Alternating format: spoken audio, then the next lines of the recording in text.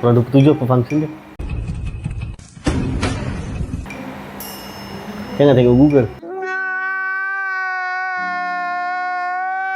Orang 27 ni bila developer buat handover pada JMB, lepas tu dalam tempoh DLP period, kita ada 24 bulan DLP period. Kalau tempoh tu developer tak siapkan, jangan tunggu sampai DLP period habis. Kalau boleh daripada pihak management dah sediakan, senaraikan pending list defect ni, sertakan dengan orang 27, submit pada COB, satu kopi bagi pada pihak developer. Lepas tu all tengok kerja laju tak laju.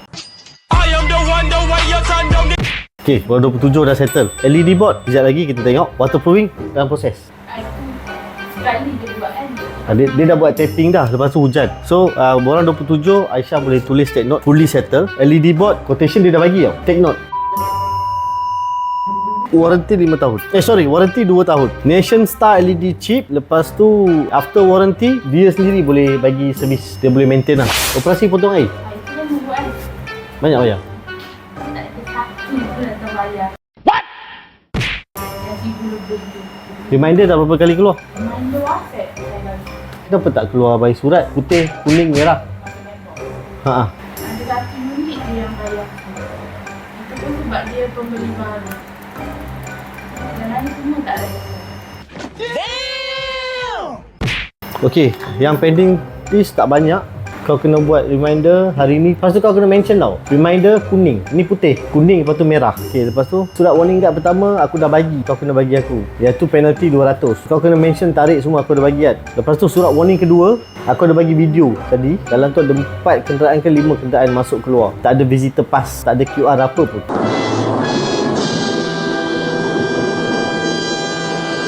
Kalau ada QR, kalau guard perlu check out kan, tak ada. So, ada 4 ke 5 kesalahan untuk kenderaan masuk keluar. Lagi satu kesalahan, video call. So, 1,200. Kau take note dalam tu, hantar kat aku juga.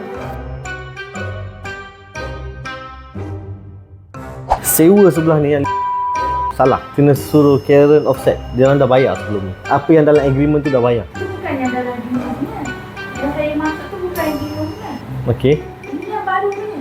Baru punya, tak ada agreement, tak boleh claim. Dia orang ada cakap ke dia orang nak bayar? Sebab hari tu saya ingat meeting bulan 11 tahun lepas. Bos cakap bos dah jumpa dia orang punya bos. Dia orang setuju untuk bayar lepas dia orang langsam. Dia orang nak bayar langsam lepas saya defect. Lepas tu saya tanya juga, PICD pun jawab benda sama. PICD siapa? Hakim. Kau call Hakim nanti? Okey, kau masukkan call Hakim untuk finalkan sewa.